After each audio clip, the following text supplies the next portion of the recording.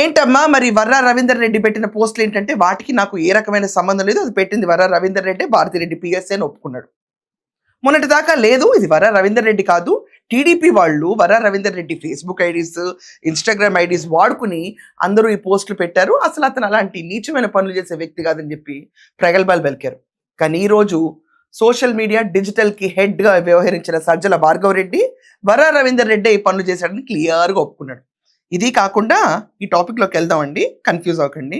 ఇది కాకుండా సజ్జల భార్గవ రెడ్డి తన పేరు మీద, తన పెళ్ళాం పేరు మీద, పిల్లల పేరు మీద, అందరి పేరు మీద సిమ్ కార్డులు క్రియేట్ చేశాడు.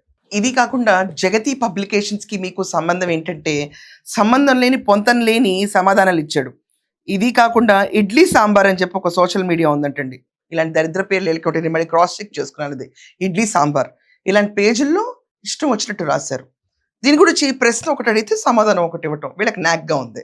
ఇతను ఇంకా అంత తొందరగా ఇరుక్కోలేదు, బట్ పోలీసులు సీరియస్గా ఇన్వెస్టిగేట్ చేస్తున్నారు. No coming to the main point, Jaganmohan Reddy YS Bharathi Reddy mind set ఇక్కడ ఎక్స్పోజ్ అవుతుంది.